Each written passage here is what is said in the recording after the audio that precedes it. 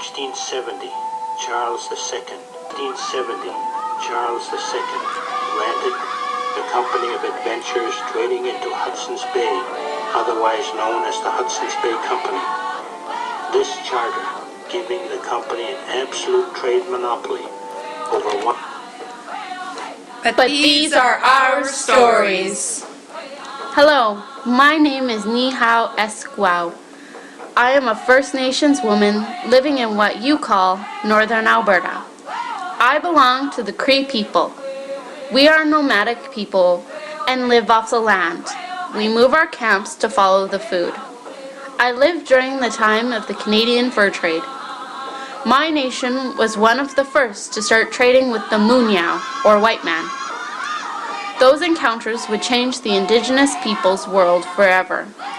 I am here to tell you about the day in the life as me. The first thing that I guess is important to express is that most First Nation cultures were matriarchal. Women ran the society. This was one of the huge changes that the Munyao brought with him. In First Nations society, men went out and hunted, fished, and trapped, but they would bring back the animals to the wives. My husband was a great trapper, so when he would bring back the beaver, fishers, and mink, I would prepare the hides. This meant skinning and stretching them. I would also decide what to do with the meat. This meant drying it, cooking it, and allocating the food. For those of you who don't know, the best time to trap is the winter time because the pelts have the most amount of furs on them. This meant I had to do a lot of the work in the cold. However, after the work, all the pelts, meat, and products were mine to do with as I pleased. I often traded with other women in the village. One of my friends was a great basket maker, and I traded my pelts for her baskets. However, when the Munyao came, he did not want to trade with me. He wanted to trade with my husband. How can my husband trade what he does not own? All he took into the marriage was his weapons, his clothes, and traditional bundle. The Munyao did not want these things. He wanted the furs. No matter how hard I tried, he would not trade with me. It was many seasons later that I found out that the Munyao thought of me as a slave because I worked so hard in the camps. Yes, I worked hard, taking down and reassembling the camp, picking berries in the summer, making the meals, keeping the fire going, making the clothes, teaching the younger women in the village. But this is the way of life, the 7 generations before me, and I do it for the next 7 generations after me. However, after a while, the Munyao realized he needed the women of our tribe, because we had the medicines, the furs, and the links to the other tribes. I don't know why they needed so many furs. However, I do like some of the things the Munyao brought with him to trade. Things like the shiny pots and knives. They are strong and last many seasons, and don't break as easily as the skin pots and rock knives.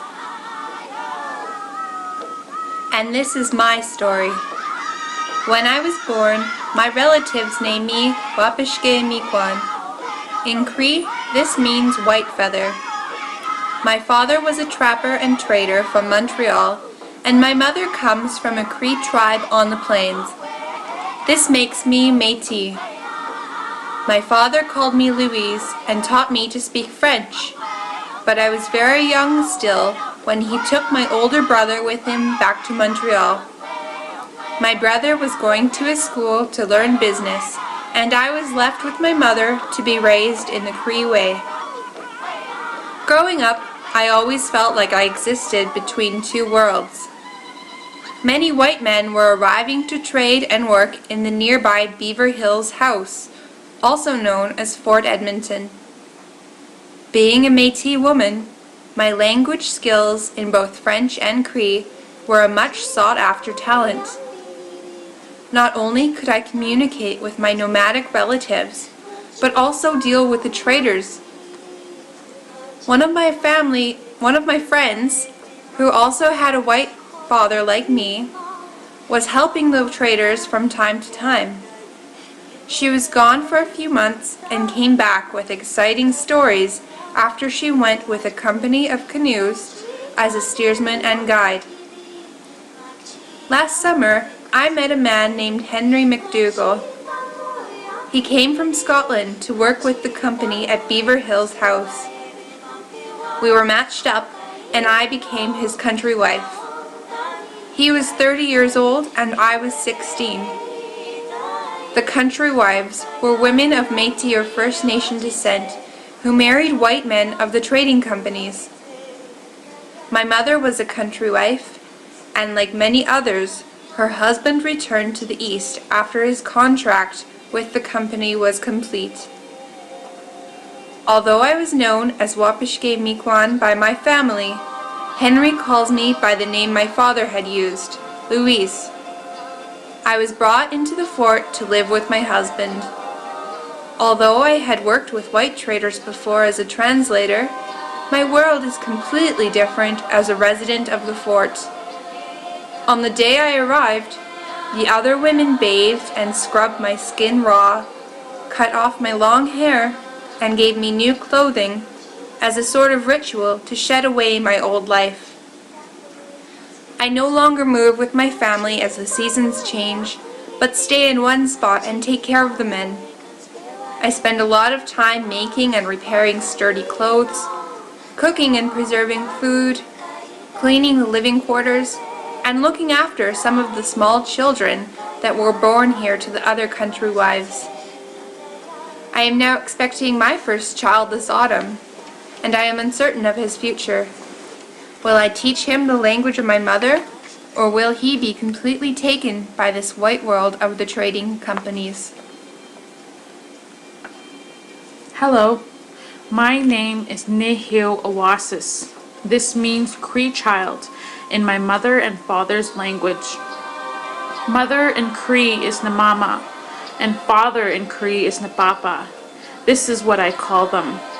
My mushum, grandfather in Cree, gave me this name when I was born. He told me that this was my very own special name and it was mine to keep forever and ever. I also have 3 brothers. I would love to go along with my brothers and play games, but Namama told me I have to stay and work. Namama says that these are not games. They practice and practice, so one day they can go along with Napapa when he goes out hunting. Another important thing Napapa does is take trips to the trading post to get exactly what we need in our camp. Namama is the one who is in charge and says what we need and how much. Sometimes he even brings nice things back for Namama. With these things, Namama even made me my very own pair of moccasins. One thing I love to do is go swimming. We go swimming down by the bank when all our work is done. But some days, Namama says no. Namama says there's lots and lots of work to do.